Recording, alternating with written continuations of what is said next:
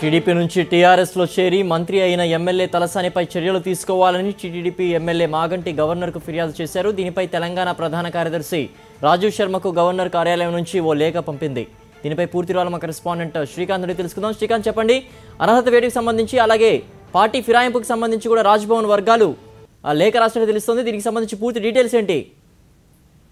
సిద్ధేశ్వర్, మనం గత కొంతకాలంగా చూస్తున్నాం. టీడీపీ నుంచి ఎమ్మెల్యేగా గెలిచి ఆ తర్వాత టీఆర్ఎస్ లో చేరి మంత్రి కూడా అయినటువంటి తలసాని శ్రీనివాస్ యాదవ్ మీద గత కొంతకాలంగా రాజకీయ వివాదం కొనసాగుతూనే ఉంది. ఆయన ఎమ్మెల్యేగా రాజీనామా చేసి మళ్ళీ గెలిస్తేనే ఆయనను మంత్రిని చేయాలి తప్ప ఒక పార్టీ నుంచి టీడీపీ నుంచి ఎమ్మెల్యేగా గెలిచిన వ్యక్తిని మంత్రుల పదవిగా కొనసాగించడం అనైతికం అంటూ టీడీపీ నేతలు గత కొంతకాలంగా పోరాటం చేస్తూనే ఉన్నారు. రాజ్భవన్ ముందు ధర్నా కూడా గతంలో చేసినటువంటి టీడీపీ నేతలు దీనిలో భాగంగా అనేక ఫిర్యాదులు కూడా రాజ్భవన్ చేశారు.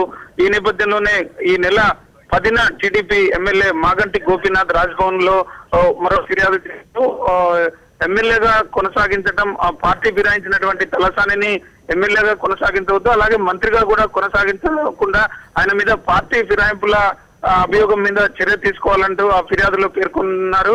మాగంటి గోపీనాథ్ చేసినటువంటి ఫిర్యాదును గత వారం రోజుల కింద ఈ నెల 10న ఆయన ఫిర్యాదు చేస్తే 18న రాజ్భవన్ తెలంగాణ సిఎస్ రాజీవ్ శర్మకు ఒక లేఖ రాసింది. టీడీపీ ఎమ్మెల్యే ఫిర్యాదు మేరకు మీకు సమాచారం అందిస్తున్నామంటూ ఆ లేఖలో స్పష్టంగా రాజ్భవన్ వర్గాలు పేర్కొన్నాయి. ఏదేమైనా కూడా ప్రస్తుతం అసెంబ్లీ జరుగుతున్నటువంటి నేపథ్యంలో ఈ లేఖ బయటకు రావడం, ఇది మనకు అందిన లేఖ కూడా రాజ్భవన్ నుంచి మాగంటి గోపీనాథ్ కు పంపినటువంటి కాపీ మీడియాకు ఈ ఉదయం అందింది. ఇది టీడీపీ వర్గాలే లీక్ చేసినట్లుగా భావిస్తున్నారు. ఏదేమైనా అసెంబ్లీ జరుగుతున్నటువంటి ఈ సమయంలో అధికార పక్షాన్ని మరింత ఇరుకున పెట్టాలనే ఉద్దేశంతో టీడీపీ ఈ లేఖను విడుదల చేసినట్లుగా కనిపిస్తుంది. మనం గతంలో అనేక ఫిర్యాదులు అందినప్పటికీ కూడా రొటీన్ పరిపాలనలో భాగంగా అంటే రొటీన్ గా కూడా రాజ్భవన్ ప్రభుత్వం మీద ఉన్నటువంటి అన్ని ఫిర్యాదులకు సంబంధించి లేఖలను సిఎస్ పంపించడం ఆనవాయితీగా వస్తుంది. దానిలో భాగంగానే తలసాని మీద అందినటువంటి ఫిర్యాదును కూడా సిఎస్ కు ఫార్వర్డ్ చేసినటువంటి పరిస్థితి ఇక్కడ కనిపిస్తుంది. Siddheshwar, thanks for the update Srikanth.